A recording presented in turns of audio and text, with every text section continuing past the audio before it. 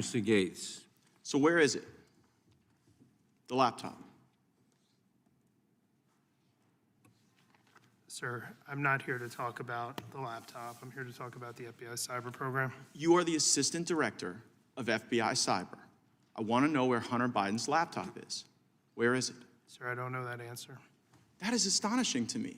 Has FBI Cyber assessed whether or not Hunter Biden's laptop could be a point of vulnerability, allowing America's enemies to hurt our country? Sir, the FBI cyber program is based off of what's codified in Title 18, Title 18, Section 1030, a code which talks about computer intrusions, right, using nefarious intent network. But you've talked about passwords here. I mean, Hunter Biden's password on his laptop was Hunter02. He drops it off at a repair store. I'm holding the receipt from Max Computer Repair, where in December 2019, they turned over this laptop to the FBI. And what now you're telling me right here is that as the assistant director of FBI Cyber, you don't know where this is after it was turned over to you 3 years ago. Yes, sir, that's an accurate statement. How are Americans supposed to trust that you can protect us from the next colonial pipeline if it seems that you can't locate a laptop that was given to you 3 years ago from the first family, potentially creating vulnerabilities for our country? Sir, it's not in the purview of my investigative responsibilities. But that is shocking that you wouldn't, as the assistant director of cyber, know whether or not there are international business deals, kickbacks, shakedowns that are on this laptop that would make the first family suspect to some sort of compromise. Mr. Assistant Director, have you assessed whether or not the first family is compromised as a result of the Hunter Biden laptop? Sir, as a representative of the FBI cyber program, it is not in the realm of my responsibilities to deal with the questions that you're asking me. Has anyone at FBI Cyber been asked to make assessments whether or not the laptop creates a point of vulnerability? Sir, we have multiple lines of investigative responsibility in the FBI. They're all available in public source. Well, I would think you'd know this one. I mean, I would think that if the president's son, who does international business deals, referencing the now president with the Chinese, with Ukrainians, I mean, have you assessed whether or not the Hunter Biden laptop gives Russia the ability to harm our country? Sir, again, we can do this back and forth for the next couple of minutes. I don't have any information about the Hunter Biden laptop or the But should you? I mean, you're the assistant director of FBI Cyber. By the block and line chart, no, sir, I should not. Who should we put in that chair to ask questions about this laptop that FBI has had for 3 years? Sir, I'm not in a position to make a recommendation who should say. So you don't have it, you don't know who has it, you don't know where it is, you're the assistant director. You know, earlier you talked about whether or not you were the Grant Hill or the Christian Laettner. It sounds like you're the Chris Webber trying to call a timeout when you don't have one. So I mean, who is it? Do you even know who has it? Do you know who we should put in that chair to ask these questions to? No, sir, I don't know who has it. Well, could you find out and tell us? You're going to have to give us briefings, thanks to Mr. Liu and Mr. Massey's question about whether or not the FBI was taking a $5 million test drive on the Pegasus system that was being used to target people in politics, people in government, people in the media, people in American life. So will you commit to give us a briefing as the assistant director of FBI Cyber as to where the laptop is, whether or not it's a point of vulnerability, whether or not the American people should wonder whether or not the first family is compromised? Sir, I'd be happy to take your request back to our office. Gosh, I mean, will you advocate for that briefing? As in, you will? I will be happy to take your request back to FBI headquarters.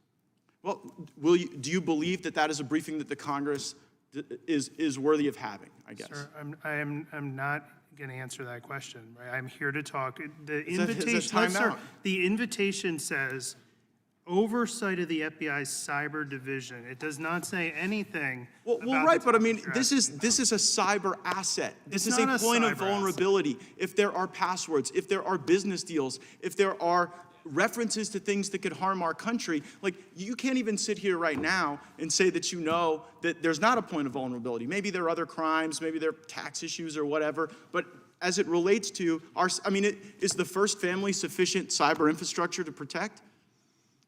You don't even know if they're compromised. Tell you what, Mr. Chairman, I seek unanimous consent to enter into the record of this committee the contents of Hunter Biden's laptop, which I'm in possession of.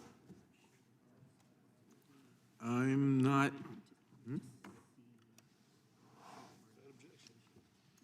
There's no objection to that.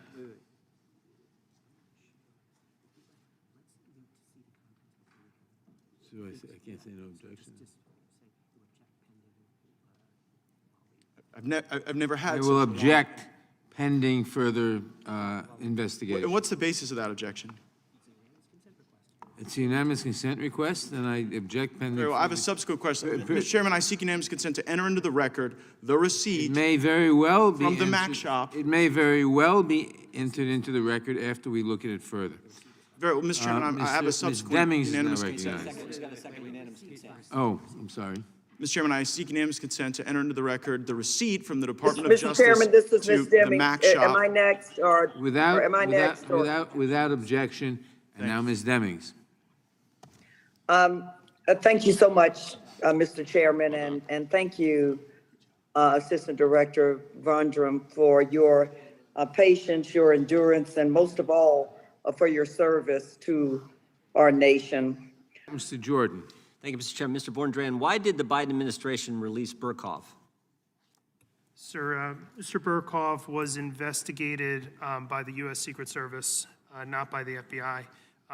I don't know specifics. What I do know is that there was no swap or concession, and it's my understanding that his release. So we didn't get anything for it? Sir, to the best of my knowledge, there were no swap or concessions. Well, why do you think I mean, you've said Russia, your statements today, formidable foe, foremost adversary, and the threat is current. Mr. Burkhoff has been described as an asset of supreme importance, one of the most connected, skilled, malicious hackers ever apprehended by U.S. authorities, and you don't know why we let him go? No, sir, it's a Department of Justice question. The But FBI you're does the not have- director of cyber at the FBI in the Department of Justice. It's part of the Department of Justice, right? Sir, yes, sir, it is, but obviously, we're our own agency. Now, look, I read your bio, and other than the degree from Michigan, it's pretty impressive. You've worked at FBI for like 20 years, right? You've held all kinds of positions. You're the director of cyber, and you can't tell me why we let the most notorious Russian hacker go, and you don't know what we got for it. No, sir. Were you consulted? It's not an FBI investigation. But you're the cyber man. Just Mr. Gates just talked about, you're the key guy. You're the guy the administration sent here today to talk about cyber in lieu of in light of the fact that last week President Biden said the threat from Russia is imminent. You've confirmed that today. You said it is current, is as we speak, and you can't answer if it was a good idea or not, whether you were consulted? Sir, I don't actually, no, to your question, I was not consulted. You were not consulted. Okay. You think it was a good idea? Sir, I'm not in a position to comment on that. The head of cyber is not in position to comment. The guy in front of the Judiciary Committee at a time when the most formidable foe, our number one enemy when it comes to cyber attacks, with the threat that's imminent and current, can't answer whether it was a good idea or not, to release the most notorious Russian hacker we've ever caught. Sir, it was a Department of Justice decision through the U.S. courts process, right? I would refer all the questions on Mr. Burkhoff. Mr. Borndran, why did you come? Do you think there's someone at the FBI who can brief us on the Burkhoff situation? Probably not, because it's not our case. Do you think there's a chance Mr. Burkhoff's name was on the Hunter Biden laptop? Sir, I have no idea.